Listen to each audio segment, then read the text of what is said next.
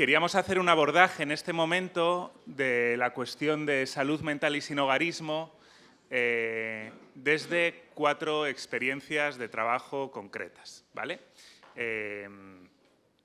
Entonces, os cuento un poquito cuál va a ser la dinámica, porque tenemos como hora y media entre las intervenciones, el poder hacer preguntas después y demás, ¿vale?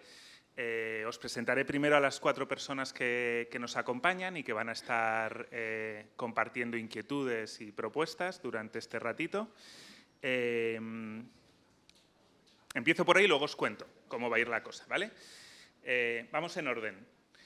Me acompaña aquí al lado Pablo Ruiz, que es coordinador técnico de Bizitegui, que seguramente a toda la gente que estamos trabajando sinhogarismo nos suena y más que nos suena. Bizitegui es una asociación sin ánimo de lucro que inicia su actividad como trabajo comunitario en el barrio de Otxarkoaga, en Bilbao. Un barrio muy bonito y muy especial también a nivel físico. La orografía le ha hecho estar como en los márgenes, ¿no?, de Bilbao. Inicia su actividad en el año 1980. Es una asociación que trabaja en favor de las personas en situación de exclusión social. Acompañan en Bizitegui a las personas en sus procesos vitales con el objetivo de que mejoren sus condiciones de vida. Su trabajo abarca el acompañamiento social, la participación comunitaria, trabajan, por supuesto, con personas sin hogar, pero también en el ámbito de la salud mental, las adicciones, la sensibilización y la denuncia. Después nos acompaña Gisela Sepúlveda. Ella es psicóloga, trabajando en la Merced Migraciones. La Merced Migraciones es una organización que está aquí en Madrid. Trabaja por la inclusión real de las personas refugiadas e inmigrantes. Les acompañan a estas personas en su nueva vida en España y sensibilizando a la ciudadanía. Llevan más de 30 años trabajando con estos perfiles, con estas personas, con personas refugiadas e inmigrantes, especialmente también con niños y jóvenes no acompañados. Luego nos acompaña Rafael Fernández García Andrade, él es coordinador del ECASAM. Antes de contar un poquito de él, quería reiterar el agradecimiento que hemos hecho a la mañana porque nos ayudó con el prólogo del cuaderno. Estamos muy agradecidos. Rafael es coordinador del equipo de calle de salud mental de la Comunidad de Madrid. Es un programa coordinado con los Hospitales de la Paz y el Clínico San Carlos. Desde el año 2003, el equipo de calle de salud mental atiende ofreciendo atención psiquiátrica y asistencia sociosanitaria integral a las personas sin hogar con trastorno mental grave que por diferentes motivos no reciben la atención necesaria en la red normalizada de salud. Y por último está Cristina Balanzategui, que es técnica de unidad de calle de la Fundación Albergue Covadonga, en Gijón. La Fundación Albergue Covadonga es una entidad de la red FACIAM, de nuestra red. ¿Vale? Se ocupan de acoger, cuidar y confortar a las personas que se encuentran en situación de exclusión social y residencial, promoviendo su autonomía personal. Acompañan procesos vitales de personas desde un enfoque de derechos, acogida, acompañamiento e inserción laboral con las personas sin hogar. Tienen centros de acogida, centros de día, programas de trabajo en calle, programas específicos para mujer, etc. ¿Vale? Bueno, vamos a hacer una dinámica que va a ir en 2 rondas. ¿Vale? Primero vamos a abordar una ronda en la que analizaremos un poquito el trabajo actual que desarrollan las 4 personas y las 4 entidades que representan y después haremos una segunda ronda más en clave propositiva. No con el ánimo de dirigir las intervenciones, pero pues para romper el hielo habíamos preparado unas preguntitas para cada una de las rondas que pueden inspirar tanto las intervenciones como luego lo que queréis compartir la gente de la sala, ¿vale? En esta primera parte, en esta primera ronda, que tendremos como unos 10 minutitos cada una de las personas, como decimos, nos queríamos centrar en la realidad actual, ¿no? En la realidad que atendéis.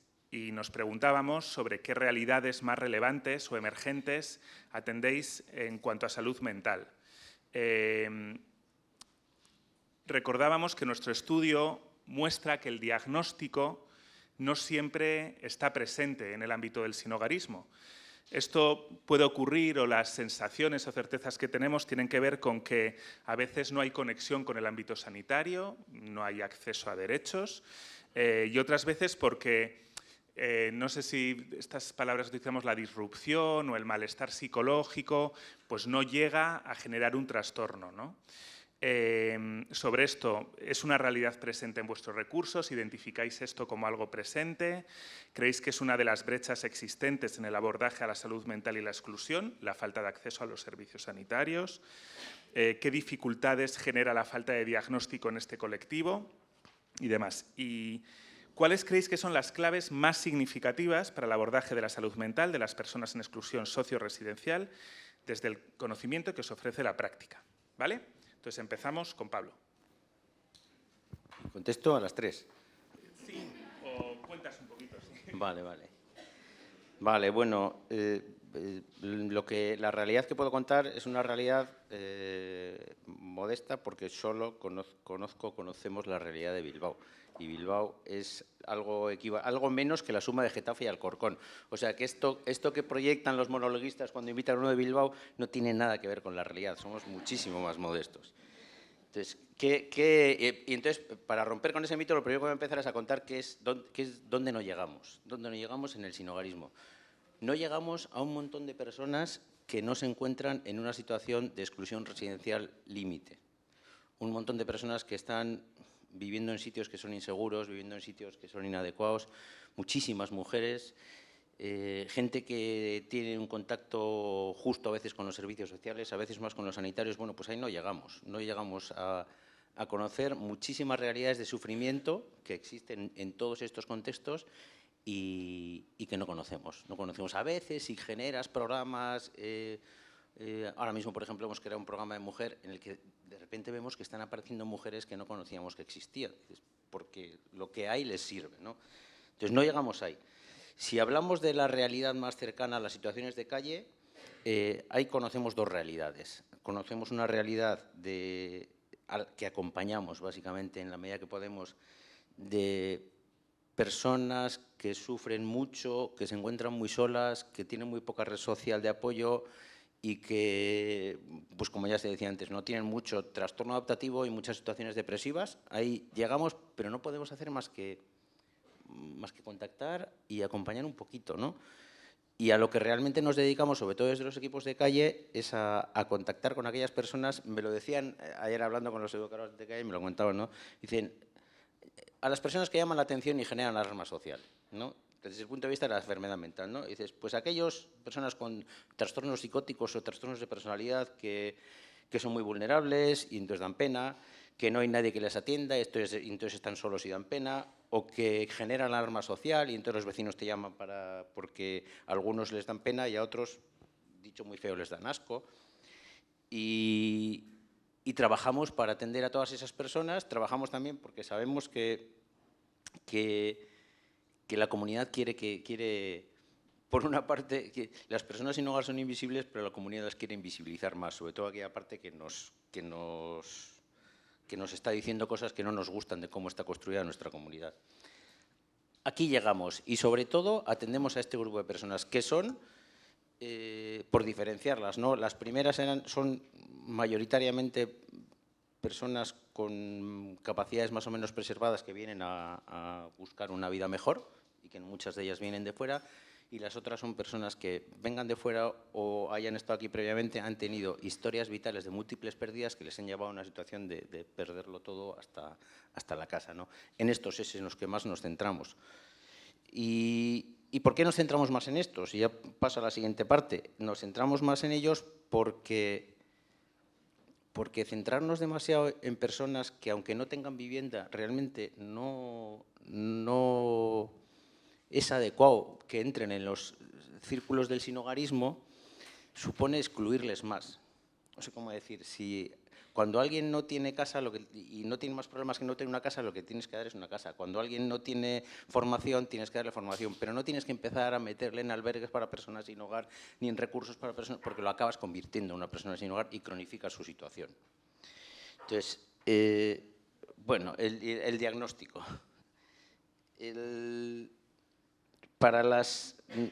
Hay diagnóstico, en Bilbao por lo menos, hay diagnóstico para este segundo grupo de personas que hablamos, para las que generan alarma, para las que se ve que sufren. Hay diagnóstico porque hay Hay un equipo de atención psiquiátrica en calle muy bueno, con gente que ya venía motivada desde hace mucho tiempo y venía tratando estas situaciones, y con muy buena complicidad y coordinación con los equipos sociales de calle, ¿no? Entonces, aquí hay diagnóstico, y aquí hay el primer choque que tenemos, que es cuando nos dicen, pues este no tiene un problema psiquiátrico, lo que tiene es otro problema, ¿no? Porque luego lo que sí hay, y es donde no hay diagnóstico, es mucho sufrimiento. Hay muchas personas que tienen mucho sufrimiento, que lo que necesitan son buenas condiciones vitales, una red social, acompañamiento y alguna de ellas un proceso terapéutico. Una terapia como la que nos buscamos las personas que tenemos recursos cuando sufrimos. Pues lo que pasa es que ellas no pueden acceder a eso, ¿no? Y a mí me hace mucha gracia porque en el mundo de la atención a la salud mental, por lo menos ahí en Vizcaya, tenemos dos realidades que son como muy contrapuestas, ¿no? A ver si las consigo explicar. Son los centros de salud mental llenos de sufrimiento psiquiatrizado, o sea, tendemos en esta sociedad mágica, tendemos a que cuando tenemos un sufrimiento, muchas veces en lugar de apoyarnos en la gente que tenemos al lado y afrontarlo, nos vamos a ver si el psiquiatra nos da una pastilla que nos lo solucione. Esto es lo que hacemos mucho. Entonces están los centros de salud mental ahí saturados de sufrimiento, que como entren mucho al trapo lo psiquiatrizan y lo convierten en un problema de verdad, ¿no? Y por otro lado, tenemos mucha gente que necesitaría apoyo para ese sufrimiento, que son todas estas personas que están en la calle, que no lo tienen. Que no lo tienen ni va a ser fácil que lo tengan, ¿no? Tendremos que trabajar para ello. Vale, y ya lo último, claves significativas. Pues las cosas que decía, el atender bien las situaciones de enfermedad mental grave que hay en la calle, atender bien el sufrimiento, pero atenderlo bien, no solo desde el ámbito de la salud mental, sino desde generando recursos adecuados y dando a las personas lo que necesitan. No meter en los círculos de sinhogarismo, en los servicios, porque el sinhogarismo tiene una dinámica también bastante perversa, ¿no? Tenemos una identificación, pretendemos tener una especie de identificación de necesidades básicas universal en la que quienes cuidamos sabemos qué es lo que necesitan todas y cada una de las personas que están en la calle. Incluso antes de haber hablado con ellas, ¿no? Pensamos que lo que necesitan es pues eso, un sitio donde dormir, comer, vestirse y tener atendidas sus necesidades básicas, ¿no? Sus necesidades materiales, ¿no? Básicas. Y nos preocupamos muy poco por establecer buenos sistemas de comunicación con ellas, por saber qué es lo que quieren, en una palabra, conocerlas. Y eso es muy amenazador para las personas que estamos aquí. Yo en ese sentido soy bastante crítico con el tercer sector, porque el tercer sector, una de las cosas que hemos hecho ha sido cristalizar unas dinámicas de relación que implican un poder sobre las personas a las que atendemos que no queremos perder. Y esto es muy jodido. Y cuanto mejor financiados estemos, pues más vamos a generar estas dinámicas. Entonces, a mí me parece bastante peligroso, ¿no? Entonces, a mí me gustó una cosa que comentó antes ahí cuando estaba fuera, que es nuestro gran reto, y lo que sí podemos hacer, y que no depende de la financiación, ni depende de nada, lo que sí podemos hacer es establecer relaciones de simetría moral con las personas a las que atendemos. No soy nada más que ellas en ningún aspecto, somos exactamente iguales. De hecho, el hablar en tercera persona del plural yo creo que es algo que nos lo deberíamos quitar siempre. Hablo contigo, no hablo de un colectivo, ellos son y nosotros somos. Esto ya es malo de base, ¿no? Y creo que con cada persona con la que nos encontremos, un buen indicador, que también lo comentamos, a mí me lo dijo una vez una profesora de ética y me quedé muy impactado con eso. Me dijo, tú no puedes acompañar bien a alguien, a una persona, si en esa relación que estableces con ella no hay algún elemento que honestamente admiras de ella. Esté en la situación que esté. Si tú no hay nada que admires, tú te tienes que retirar y tiene que pasar otra persona. Aunque esté en la situación más crítica, tirada en el suelo, hecha un Cristo, que no puede, si no la llegas a conocer y llegas a admirar algo de esa persona, alguna cualidad que a ti te gustaría tener y que no tienes, no eres la persona adecuada para acompañarle. Y creo que esto nos lo deberíamos currar mucho. No sé, ya está.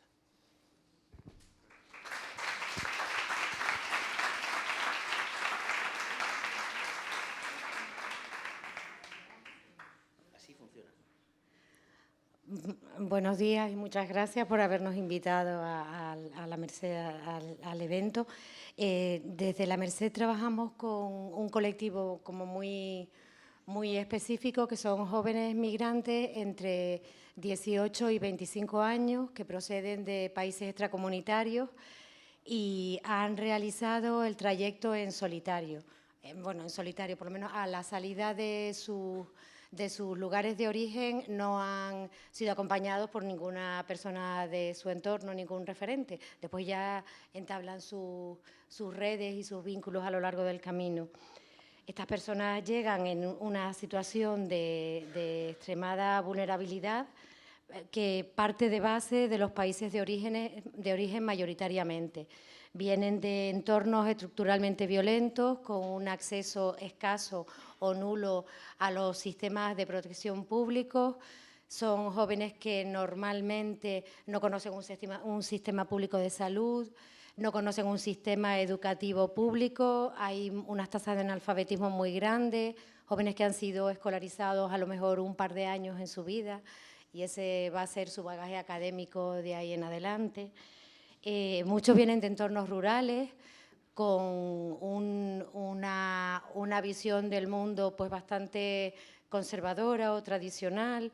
Otros vienen de entornos urbanos que los que se han encontrado en la parte menos beneficiada socialmente, vienen de entornos bastante excluyentes. A nivel intrafamiliar, estos tipos de violencia que han vivido en su vida se replican. Hay situaciones de violencia extrema que desde el maltrato más violento a la esclavitud que incluso llega a ser transgeneracional en ocasiones. Hay situaciones de matrimonio forzado, violencias de género tan graves como la mutilación genital femenina. Vienen de un recorrido vital dantesco que en muchas ocasiones se ve agravado pues, por la irrupción de un conflicto armado o por situaciones incluso ambientales. Últimamente están llegando personas que huyen de la desestructuración general que les provoca a las comunidades la situación ambiental. Y estos chicos y chicas que salen de sus países normalmente con 14 o 16 años, siendo menores, tardan unos 2 o 3 años en realizar el recorrido, en su mayor parte. Estoy hablando desde un perfil bastante africano, porque en este momento es la práctica mayoría de jóvenes que atendemos, por la situación del COVID, que ha limitado mucho el flujo de personas que venían desde América Latina por el problema del tráfico aéreo. Entonces, en este momento, pero el 98% de chicos y chicas que acogemos son personas de origen africano. Entonces, todos y todas ellas han pasado por unos recorridos pues, donde las violaciones de los derechos humanos graves se suceden cada día y siguen sobreviviendo a eso. Y llegan con esa mochila de inmenso sufrimiento y se encuentran a la llegada que lo primero que hacemos es recibirlos con tres días de calabozo, con la violencia que estamos ejerciendo en las fronteras en estos momentos, aunque haya quien dice que hacemos lo correcto. Tienen un itinerario que también resulta retraumatizante dentro de los propios sistemas de protección de las personas que solicitan protección internacional, por ejemplo. los repartimos por el territorio, por la geografía nacional, según la disponibilidad de plazas. A lo mejor un chico que entró por Lanzarote, después lo trasladaron a Gran Canaria, de allí lo llevaron a Tenerife, después lo mandaron a Sevilla, estuvo allí 2 meses esperando una plaza, hasta que por fin le encuentran una plaza en Madrid o en cualquier otro punto de la geografía, sin contar con su voluntad, sin tener en cuenta sus planes personales, su proyecto de vida. O sea que después de haber realizado esta trayectoria, llegan y los cosificamos de esta manera, nos los repartimos y después tenemos un plazo determinado para que aprendan a leer y escribir, para que aprendan el español, para que hagan una formación, para que encuentren un trabajo. Todo eso en una carrera contrarreloj para evitar que el día de que termina el programa no pasen a ser personas más sin hogar en el territorio nacional. En cuanto a los cuadros clínicos que recogemos con más frecuencia, pues sintomatología postraumática, evidentemente, en una proporción que no es la media en el referente de la población general. Episodios confusionales, sobre todo al principio cuando llegan, muchas somatizaciones donde tiene mucho que ver el factor transcultural, unas cefaleas muy persistentes, episodios disociativos, en cuanto a somatización, la sintomatología más adversa, más complicada, más difícil de superar a lo largo del tiempo son los problemas graves de sueño. Hay sintomatología ansiosa, depresiva y ya en menor medida pues hay crisis psicóticas y disociativas. Pero en relación al sufrimiento extremo que traen ya desde origen, pues la proporción de este tipo de impactos tan perturbadores pues es bastante baja, sinceramente, desde mi punto de vista. Se dan situaciones de intentos de suicidio, sobre todo antes de llegar a la frontera, una vez que llegan en un primer momento, y después vuelven a repetirse cuando salen fuera de lo que es el sistema de protección. Hay duelos migratorios, duelos cronificados, sobre todo por las personas que perdieron el camino, por el colega que les acompañó y con el que vivieron experiencias realmente intensas y después a lo mejor el compañero se quedó en el mar cuando ya estaban alcanzando las Islas Canarias. Entonces, pues, vienen en una situación que a priori podría parecer insalvable y, sin embargo, tienen unos recursos de afrontamiento y una capacidad de resiliencia que es espectacular. Y llegan y bueno, y diagnóstico no traen, tampoco traen historia clínica, no traen nada. Y según nos dicen, pues tampoco el derecho a tener papeles. Y entonces hasta que no haya unas bases de regularización para todas las personas que les permitan acceder al sistema sanitario y al sistema en general, a un sistema de derechos, pues esto no va a ser posible. Y es responsabilidad de todas y todos nosotros el seguir batallando para que esto sea posible. Trabajamos con lo que nos vamos encontrando, trabajamos con lo que nos dice la entidad anterior que ha percibido, con los problemas fundamentalmente que vienen de los informes sociales, con la historia de las personas, pero no tenemos diagnóstico. Y claves del abordaje, la primera clave es el acceso a derechos, que tienen estas personas, que deberían tenerlo casi en mayor medida por las historias de vida y recorridos que han realizado y se encuentran excluidos fuera de todo el sistema.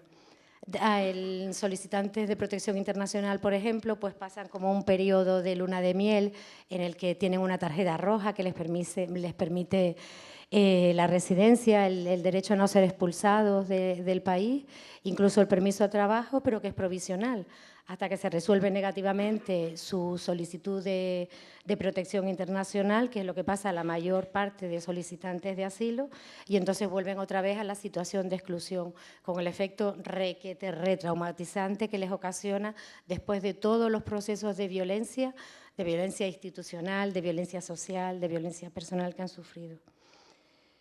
Y bueno, y voy a dejarlo ya porque si no podría estar aquí hasta mañana. No sé ni el tiempo que llevo. Paso esto a mi compañero.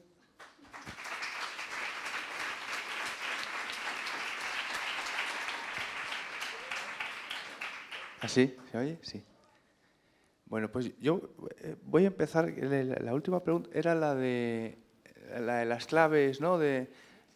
Las claves más significativas. Empiezo por esa porque está bien por hacer una corrección de algo que se acaba de comentar y un poco también al hilo de lo que comentaba Marta Carmona. Las claves que yo considero las claves del éxito, al menos las claves del éxito del programa que nosotros tenemos, es una corrección de lo que somos. Somos un equipo sociosanitario, o sea, formamos parte, por una parte, de la Consejería de Sanidad y, por otra parte, de la Consejería de Familia y Asuntos Sociales. Y esa es la clave radical, yo creo, del éxito. Decíamos, son dos hospitales, son el Hospital Clínico San Carlos y el Hospital La Paz, pero también un subequipo, que están aquí los compañeros de Prisemi, que pertenecen a la Consejería de Familia y Asuntos Sociales. Esa unión que yo creo que como tal, como equipo, al menos aquí en Madrid, solamente somos nosotros, creo que es esa la clave del éxito, la unión de lo sanitario y de lo social. Porque bueno, pues todos lo sabéis, que son discursos un poco diferentes, son lenguajes diferentes, y nosotros hemos conseguido, yo creo que convivir con bastante más que armonía en esa conjunción entre lo médico, lo sanitario y lo social, y creo que esa es la clave del éxito y que por ahí tienen que ir encaminadas las actuaciones. Eso respecto a esa pregunta. Y que tiene que ver un poco también con lo que planteaba antes mi compañera psiquiatra, ¿no? Que decía, ¿no?, que es que están estancados. Bueno, yo creo que también hay un discurso optimista, y es que, bueno, que hay programas que sí, como el nuestro, y que llevamos desde el 2003, dando atención sociosanitaria integral a las personas sin hogar con trastorno mental grave que están ubicadas en el municipio de Madrid con un trabajo en red importante, ¿no? Y que, bueno, por darle un punto de optimismo, ¿no? Con el que yo me he quedado un poco como, pero que no, que sí, que creo que hay cosas por las que podemos ser optimistas. Y una de las cosas es por las que el programa del que participo, que creo que es estupendo. Luego, lo otro que hablaban vamos a empezar por dónde llegamos y por dónde no, a dónde llegamos y a dónde no llegamos, ¿no? Nosotros, ¿a dónde llegamos?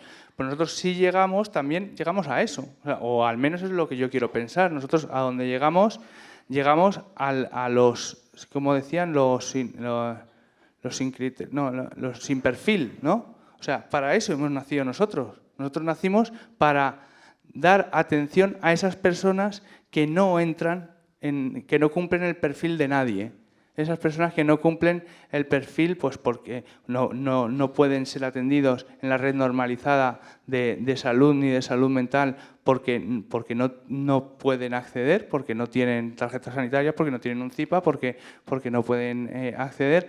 Las personas, por su condición de exclusión social, ¿no?, que inmigrantes, lo que sea, no pueden acceder a la red normalizada de salud mental, o las personas que no cumplen el perfil de lo contrario, personas que a lo mejor sí podrían ser atendidos en los recursos sociales, pero no son atendidos a consecuencia del trastorno mental grave que presentan, por el cual no cumple criterios de inclusión o no cumple el perfil. Pues nosotros nos dedicamos a eso. Por eso ese discurso un poquito optimista de que sí, que sí que hay movimientos y sí que hay programas que están bueno, contribuyendo a esto. Nosotros nos dedicamos a eso, llegamos a eso.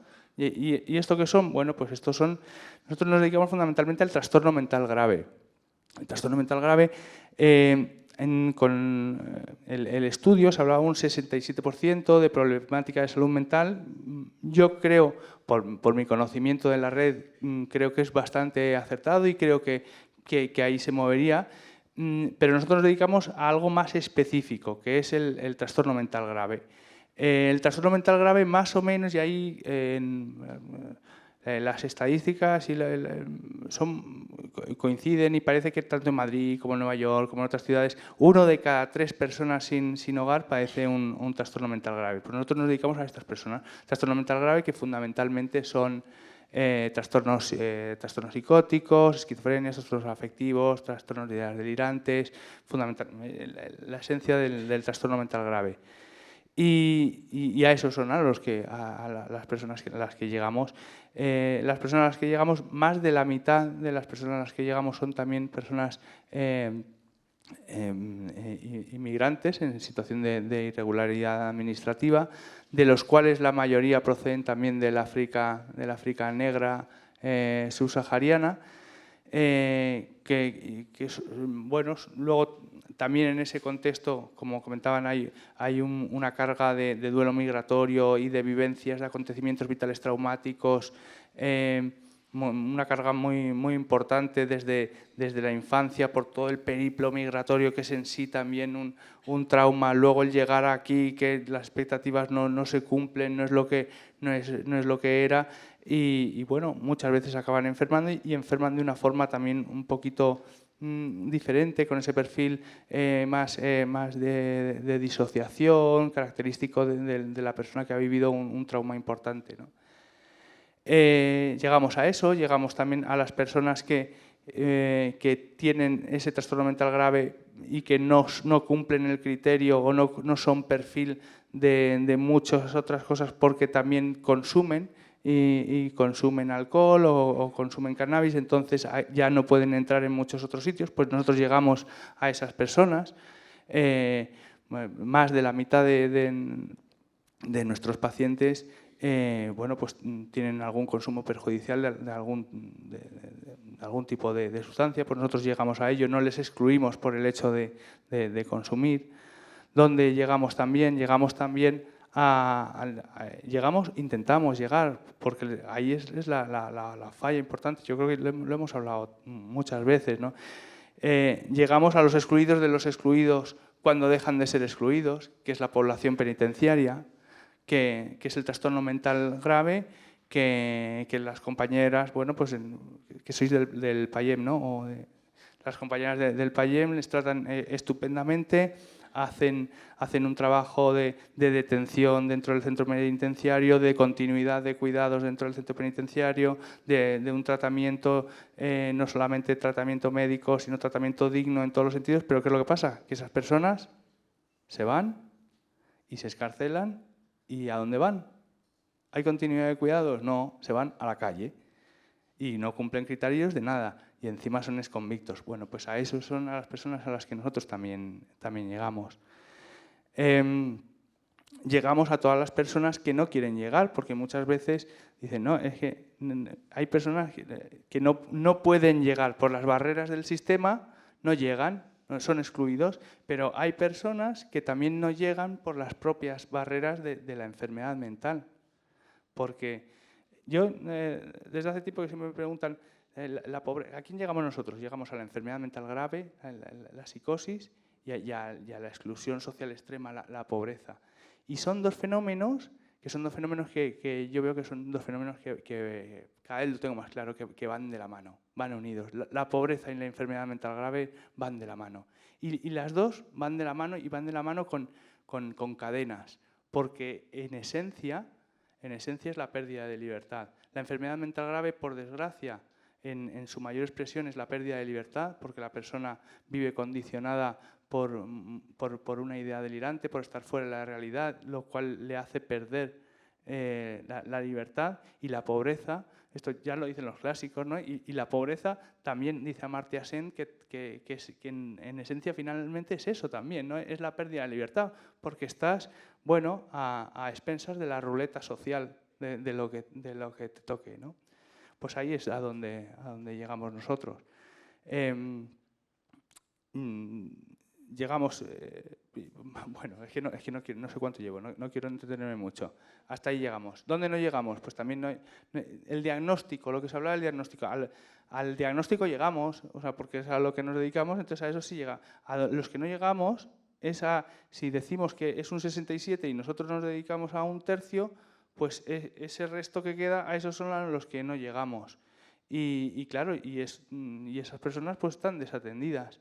Y dentro de eso queda muy bonito lo que yo he dicho, ¿no? Llegamos a los que no cumplen perfil, llegamos, pero con mucha vergüenza tengo que decir, pero por desgracia es así, que también hay personas a las que no llegamos porque no cumplen perfil.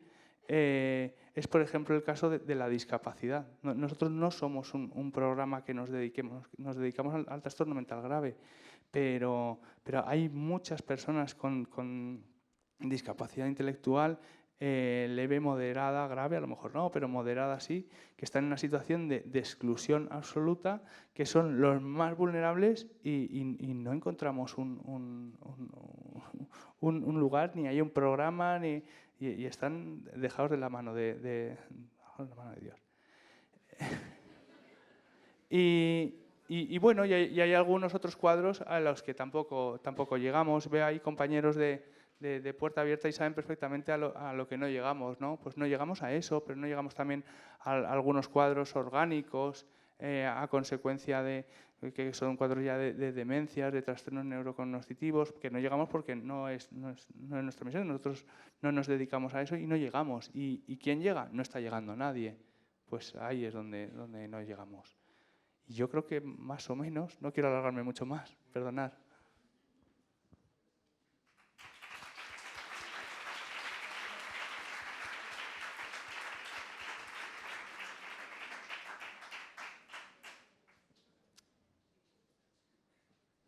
Al final, hola, solo voy a utilizar una diapositiva, ¿eh? Bueno, yo soy Cristina de la Fundación Albergue Covadonga. Yo soy técnica de la unidad de calle y también educadora del centro de día. La fundación es un edificio que está formado por un albergue, por un centro de baja exigencia, que por el día es centro de día y por la noche es centro de noche. Y aparte está la unidad. Nosotras, las técnicas que formamos parte de esta unidad, es muy pequeñita, lleva un año, somos dos personas. Trabajamos en las inmediaciones de este albergue. Es muy diferente a las otras unidades de calle que nosotros nos concentramos ahí. Sí que es verdad que estas inmediaciones del albergue, como las llamamos todos, es como la plaza del pueblo donde se reúne todo el mundo. Entonces, bueno, en ciudades más grandes pueden que en varias plazas o sepamos encontrar donde se reúnen X personas. En Gijón es el albergue. Entonces, bueno, que la población a la que nos dirigimos es bastante amplia en esa ciudad pequeñita. Y lo que nos encontramos es personas en exclusión residencial y personas en situación sin hogar. Nos encontramos a muchas personas ya crónicas de situación de sinhogarismo y en cuanto a su estado de salud, bueno, pues nos encontramos con infinidad de problemáticas con las que se encuentran. La falta de autocuidados nos la encontramos muchísimo. Nosotros esto nos fijamos porque intentamos prevenir, ¿no?, situaciones más graves. Ya que estamos ahí en el albergue observando y mirando, pues a ver cómo se nota la gente que lleva poquito tiempo con nosotros, ¿no? Esa falta de autocuidado es como indicativo de qué es lo que está pasando. Luego, la distorsión del espacio y el tiempo la tienen casi todos. El síndrome de indefensión aprendida, que sufren una violencia por parte de la sociedad, de los profesionales, del ámbito social, del sanitario y de todos, ¿no? Entonces, ellos muchas veces han llegado a la conclusión de no puedo hacer nada por mí. Pues se trata un poco pues, de ir reforzando cada pasito que hagan, dándoles pues una importancia que tal vez en un principio no se la daríamos a nuestras vidas, pero para ellos es un paso muy importante. Hay muchísimas adicciones. Nosotros atendemos a muchas personas con adicción, sobre todo al alcohol, al cannabis y mucha politoxicomanía. Vemos mucha adicción a medicación no pautada. Nos suelen decir algunos, hoy estoy más tranquilo porque pillé Ribos, ¿no? Lo ha pillado pues ahí enfrente de ti. Y bueno, esto pues, se da en mucha gente con adicciones o que sí que no son conscientes o no tienen diagnosticados un trastorno de salud mental, pero sí que saben que algo va mal. Entonces, toman esa medicación, no toman otras sustancias, toman medicación para encontrarse mejor. Ludopatías, nos encontramos muchas. Cierto es que no tanto en jóvenes como personas de mayores de 40 años. Me acuerdo de una señora de 65 años que cobraba 1.500 euros. Tú dices, ¿cómo una persona de esta edad, con estos ingresos, puede estar en calle? ¿No? Pues porque lo juega al bingo del móvil, ¿no? 1, 4 euros, 2, y así hasta que dure. Trastornos de personalidad nos encontramos muchas y esto es un reto porque vuelvo a decir que estamos ahí en nuestra puerta.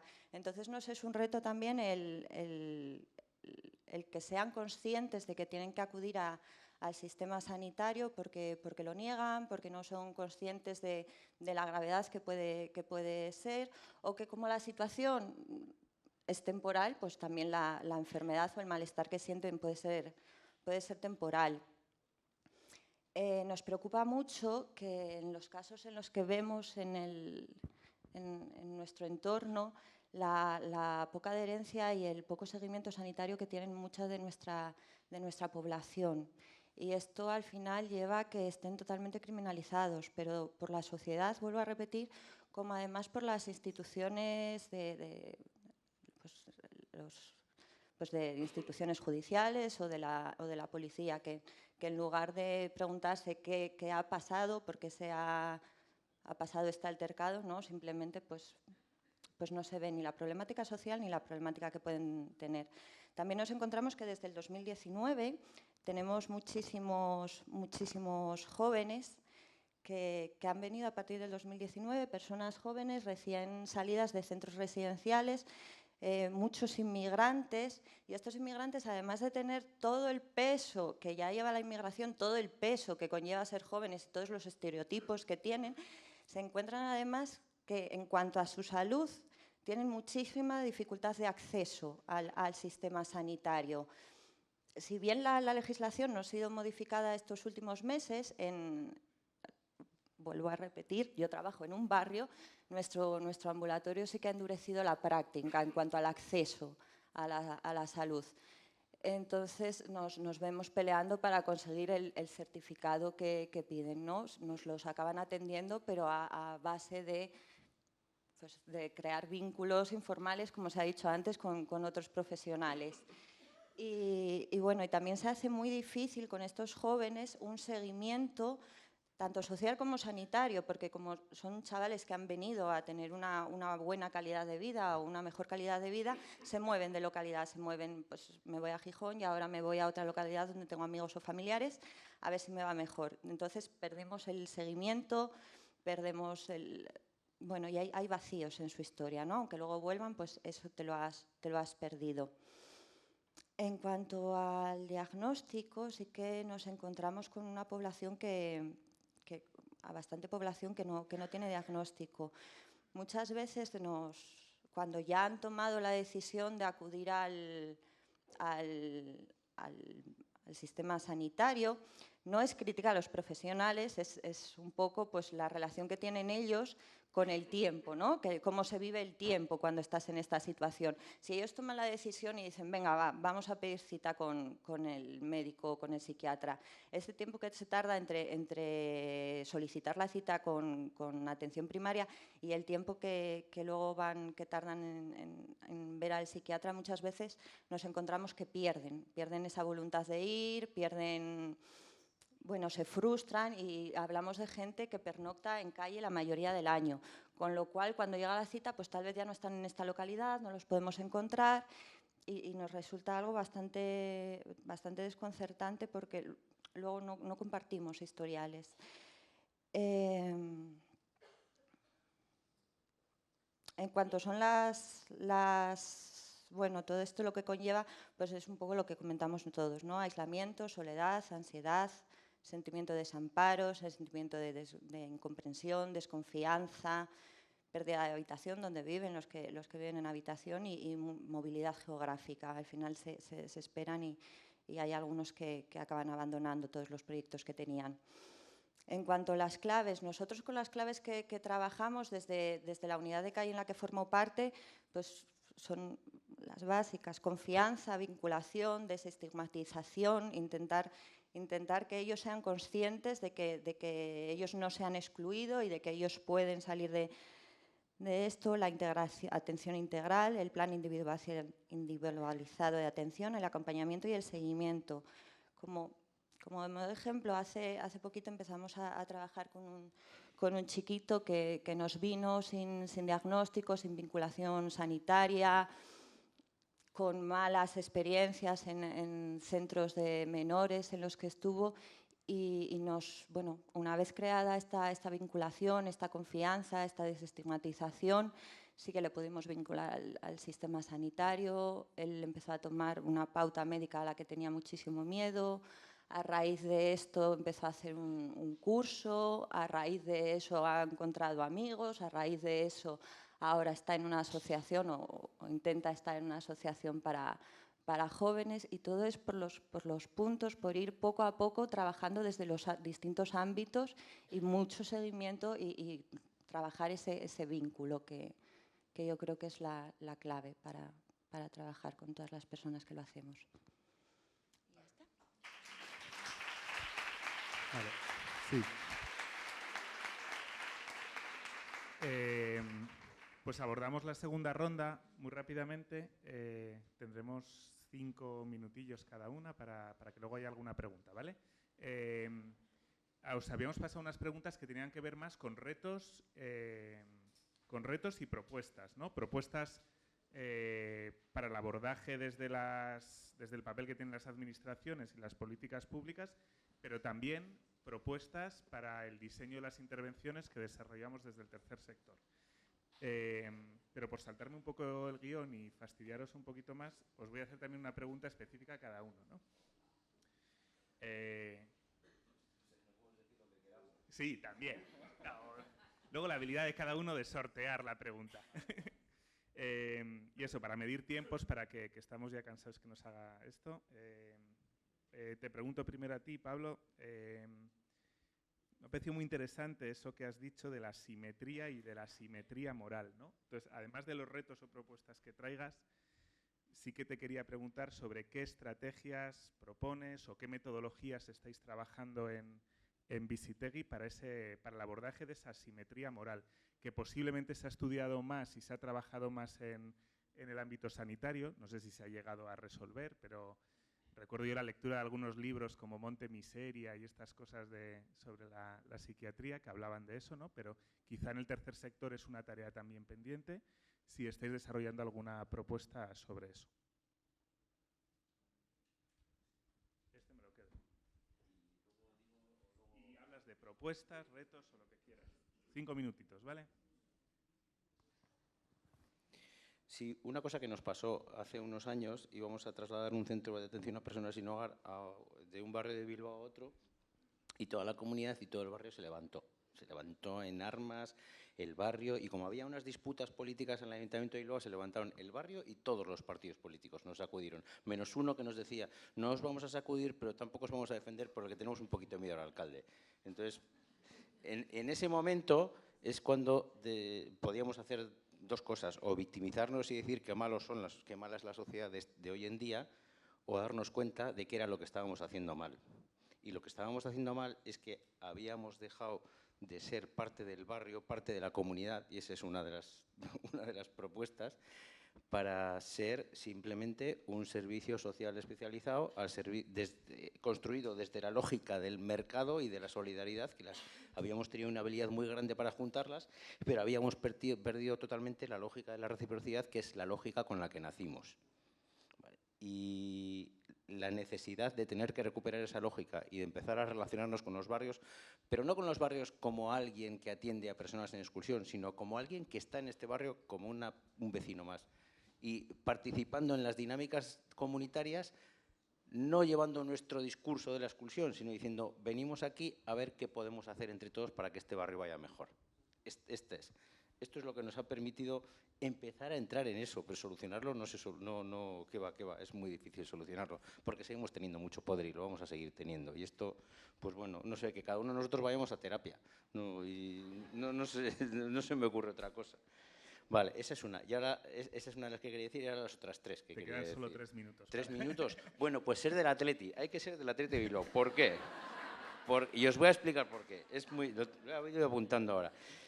Está metido en la lógica, igual que el tercer sector y que Florentino, está metido en una lógica mercantil. No tanto como el tercer sector y Florentino, que vivimos demasiado del dinero público y el Atleti menos, pero bueno, pero estamos metidos en esa lógica mercantil. Pero hay encuentro intergeneracional. Es el mayor elemento de cohesión social de Bilbao,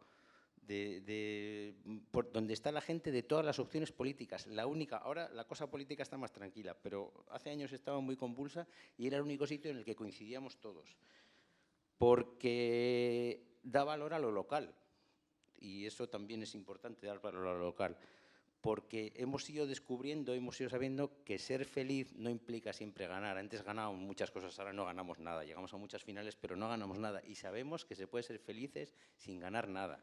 Y eso también es importante. Y luego ya lo que termina de cerrar el círculo es que un chaval que nació en Bilbao, que justo antes de nacer en Bilbao cruzó en la tripa de su madre la valla de Melilla, puede ser uno de los nuestros, y uno de los muy nuestros. Y eso, para mí, la mayor bendición que hemos tenido en el Atleti es tener a Iñaki Williams en los últimos años. Es por eso, porque lo hemos convertido en uno de los nuestros. Y dices, ostras, qué bonito, es muy poético eso. Y luego, dos cositas.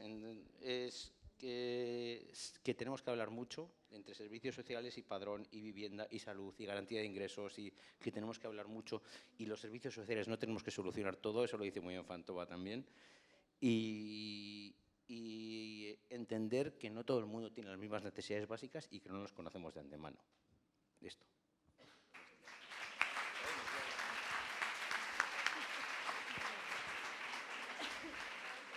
A ver, a mí. Vale, no sé si en las conclusiones de la jornada incluiré la parte de hace falta ser más del Atleti, pero bueno. Seguimos, Gisela. De nuevo, retos, propuestas, lo que quieras, pero bueno, por la cuestión específica del trabajo de la Merced con migraciones, uno de los retos que nos ocurre también a la Red Facia, ¿no? En nuestros programas, la Red Facia no es una red de migraciones, pero es una red que atiende, por ejemplo, en los programas juveniles, atendemos a un 90%, creo que, de población migrante, porque la realidad es que el rostro de la exclusión tiene una parte de rostro de persona extranjera, ¿no? Entonces, ¿cómo estáis abordando? Pues ¿tenéis alguna clave para el abordaje del acompañamiento terapéutico, ¿no? Cuando existen a veces brechas culturales, cuando no se entiende, pues quizá, como entendemos aquí, que no sé si se entiende tampoco aquí, ¿no? El tema de ir al psicólogo, del beneficio que te puede dar, el abordaje de hacer un proceso de trabajo terapéutico sobre tus sufrimientos y demás, ¿no? Si tenéis alguna clave a ese respecto. Pues hay una situación que es un poco paradójica, que inicialmente yo pensaba que iba a tener ese problema, sobre todo con población africana, primero de no asumir la conciencia de su propio malestar y de ponernos barreras a la hora de acercarnos. Y es una situación que se da, pero en muy pocas ocasiones, Son personas que llegan súper dañadas, que nadie se para a escuchar lo que realmente necesitan. Pues cuando tú te sientas desde la mirada del tú a tú, desde desde la honestidad y desde la humildad a preguntar a una persona que cómo se siente y qué es lo que le pasa, pues te lo va a estar agradeciendo siempre. O sea que no hay dificultad, por lo general, a la hora de iniciar un seguimiento, y además se les pregunta, ¿y a ti te gustaría que nosotros siguiéramos con sí, sí, sí, sí, sí, sí? Pues no hay una barrera cultural en la población que yo atiendo hasta el momento a la hora del acercamiento. En realidad, ¿quién no quiere que le ayuden? ¿No? ¿Quién no quiere que te escuche? No sé.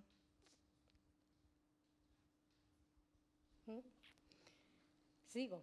Sí, por supuesto. Nada, entre los retos, pues la estigmatización y la criminalización para mí son dos cosas fundamentales. Antes hablaban de violencia y de criminalización y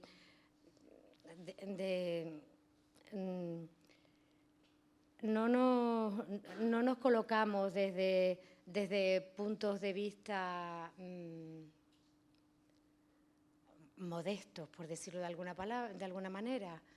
Estamos desde una perspectiva bastante etnocéntrica, siempre dirigiéndonos hacia otras personas, como si en el fondo no fuesen solo otras personas que nacieron en otro sitio. Que creo que hay muchas barreras que nos autoimponemos, que no son reales, que nos las hemos construido para excluir al otro, al que entendemos que es diferente. Coincido con los compañeros en la necesidad de un trabajo coordinado, en red, comunitario, que ya la palabra hasta me da un poco de respeto usar, después de nuestro compañero Martín. Y nada, que tenemos que luchar por derechos, en propuestas de cambio, que no sé si me estoy adelantando, lo que tenemos que conseguir primero que nada es que todos tengamos el acceso a los mismos derechos y a partir de ahí pues podremos construir un mundo que sea un poco más igualitario. Pero si empezamos partiendo desde la desigualdad solo en el acceso a un centro de salud, pues poco mal auguro que vayamos a llegar a un buen puerto. Y nada, ese es mi speech. Gracias. Sí.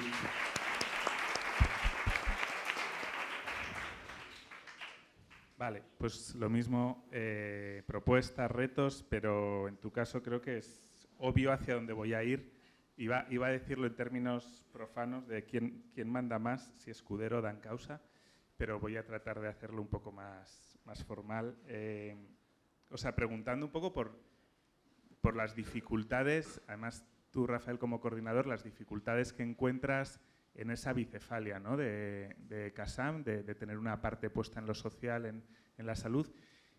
Si es que hay alguna dificultad, que entiendo que sí, porque si es el único servicio dual, porque eso no se traslada más allá, ¿no? Porque no podemos hacer crecer ese modelo que parece que quienes conocemos un poco la situación de las personas en exclusión es un modelo muy rico y que trae mucho bien, ¿no? a la gente. O sea, ¿cómo se puede hacer que eso se expanda más? Vaya, pues hay preguntas difíciles, pero realmente esa es la más difícil, ¿eh? Porque no tengo respuesta. Porque igual que digo que es la clave del éxito, es lo que es lo más complicado. Es lo que es lo más complicado, pero en general, ¿no? O sea, en general yo tengo la sensación que nosotros siempre estamos haciendo como de bisagras. Todo el rato, porque somos de Consejería de Sanidad, pero somos de Consejería de Sanidad y de dos hospitales diferentes, cada uno de su padre y de su madre, con diferencias importantes, cosas no debería haber, pero la hay. Luego entre Sanidad y Consejería de Familia y Asuntos Sociales. Luego entre nosotros somos de la Comunidad de Madrid, pero luego es de la Comunidad de Madrid y del Ayuntamiento, que a veces coinciden ideológicamente y a veces no coinciden. Cuando no coinciden a veces se lleva mejor de lo que parece y luego no. Pero, o sea, que ya está complicada la cosa. Entonces, estamos siempre, y yo creo que eso es lo más complicado y a día de hoy no tengo respuestas a eso. ¿Cómo lo hacen? Pues yo creo que con con las ganas que ponemos todos. Salvamos esas distancias con las ganas que todos tenemos para que el proyecto salga adelante. Pero a veces las trabas desde arriba en ese sentido son complicadas y es lo más desagradable, realmente lo más desagradable de mi trabajo, creo que es ese.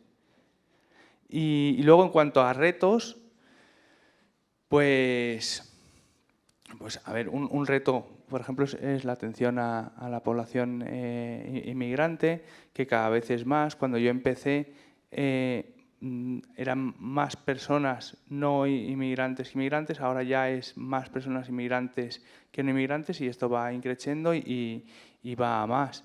Y proyectos o propuestas, pues coincido en que luego la barrera cultural no es tanta como la que pueda parecer inicialmente. Coincido plenamente en que la ayuda a todo el mundo la entiende y cuando la ayuda es de calidad la barrera cultural es mucho menor, pero a veces sí que es necesario y, por ejemplo, está aquí Ada, que es mediador cultural, que forma parte de alguna manera del equipo y que sí que nos ayuda mucho a matizar y a ayudar a entender esas diferencias. Otro de los retos, hablabais de la criminalización, creo que es uno de los grandes retos también a nivel penitenciario, en el sistema judicial penitenciario, uno de los grandes retos es la criminalización, el fenómeno de criminalización del enfermo mental, es decir, el enfermo mental que a consecuencia de su enfermedad, en vez de acabar en el sistema sanitario, que es donde debería acabar, pues mal canalizado, acaba en el sistema policial, judicial y finalmente penitenciario, ¿no? Creo que ese es uno de los grandes retos. Y el fenómeno de puerta giratoria. Seguro que los que seáis sanitarios conocéis lo que es el fenómeno de puerta giratoria a nivel sanitario, ¿no? Que es el que no tiene una continuidad de cuidados porque se le da de alta al hospital, no hay una continuidad de cuidados y vuelve a ingresar y vuelve a ingresar. Pues ese fenómeno de puerta giratoria pasa también en el sistema penitenciario, ¿no? Sale sin tratamiento, sale sin una continuidad de cuidados, que muchas veces relacionado con su propia enfermedad que no está siendo tratada, por lo tanto vuelve a delinquir y otra vez vuelve a ingresar y así. Y eso creo que es uno de los grandes retos. Y las soluciones tienen que ver, las propuestas tienen que ver con lo que hablaba antes, con la dificultad que hay interinstitucional.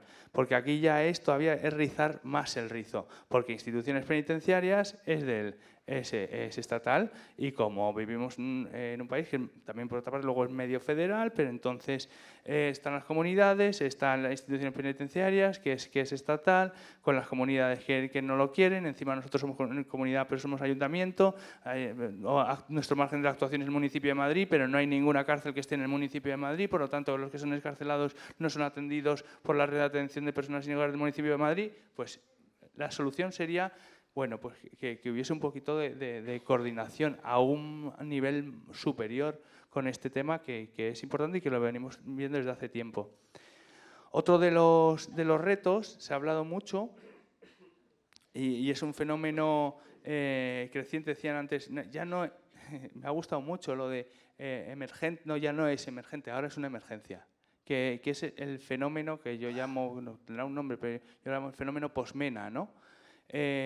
Todas estas personas que estaban institucionalizadas, que estaban tuteladas por la Comunidad de Madrid y ahora están pues ahí sin atender y cada vez son más y en los últimos 6 meses y en los últimos 3 meses más es que casi el 30% de las nuevas derivaciones que estamos teniendo son en ese sentido y son muy complejas y además nosotros nos tenemos que formar también, o sea, la solución a este reto, o las propuestas, que nos formemos nosotros también, porque no es el perfil que hablamos antes del perfil con el que estamos acostumbrados nosotros a manejarnos.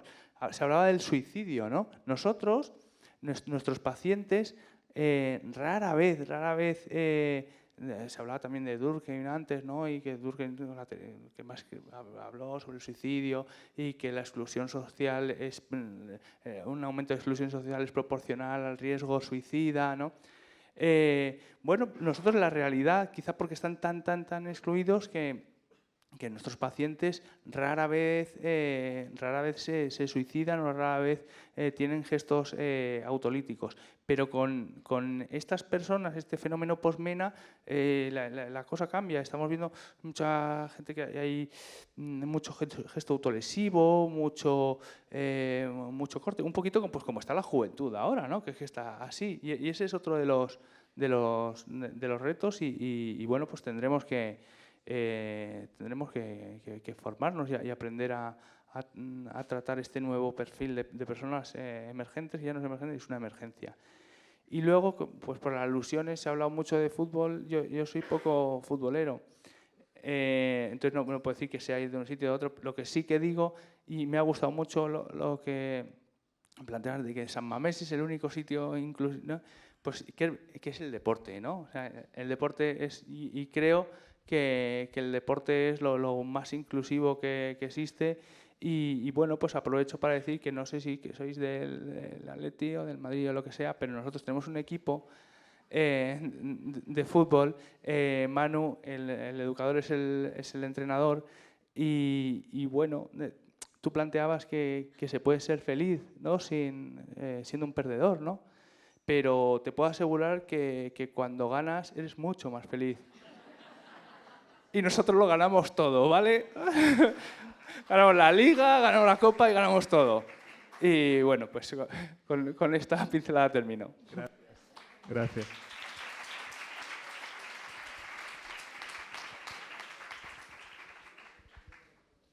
Y por último, ya no sé dónde tengo los papeles, perdón.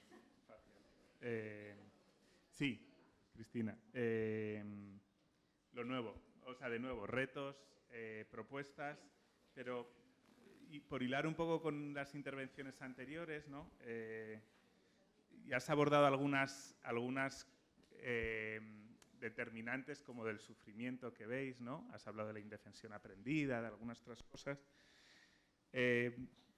Desde el acompañamiento psicosocial, ¿qué elementos crees que se pueden trabajar para incrementar la participación comunitaria, ¿no? Yo creo que ha quedado claro que hay una parte que nos corresponde, que es una labor de reciprocidad de toda la sociedad, de las instituciones y demás, pero bueno, desde el acompañamiento social que hacemos, ¿cuáles son los, se me ocurría, no sé, como los factores que podemos reforzar en las personas para mejorar esa participación? Vale. Bueno, yo lo que creo es que lo primero es que debemos de contar más con la sociedad para eso. Yo vuelvo a repetir que trabajo en un barrio y es ahora cuando estamos contando con el barrio. Quiero decir, yo no puedo decir a una persona que no haga caso del estereotipo, no puedo trabajar con él en ese sentido, con ella, si no incluimos a la sociedad y que ella misma sea consciente, ¿no?, de que es un problema de todos, de que no es una problemática que tengamos, es el acceso al derecho de que siempre hablamos, que lo tenemos que tener todos y que la sociedad debemos de partir de esa percepción común. Porque realmente sí que supone todo un reto muchas veces a la unidad de calle porque no hay protocolos conjuntos de actuación, entonces nos supone que a veces tenemos que rogar, ¿no?, para un poco de colaboración, incluso para la comprensión de la problemática que lleva, pero problemática social, problemática judicial, problemática sanitaria, problemática de género, y esto, si los profesionales ya nos cuesta que a veces lo entiendan, esto hay que trabajarlo en el barrio, en mi caso en el barrio,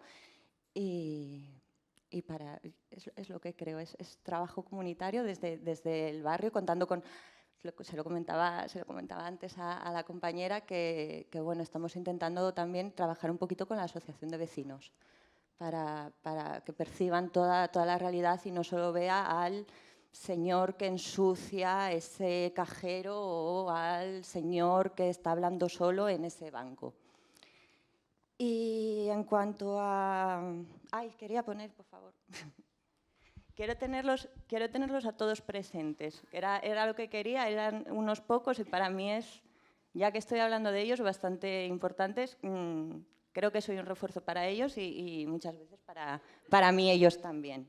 Entonces, bueno, sí que considero que para para mejorar la situación de todas estas personas nos debemos de plantear sobre todo espacios de interlocución.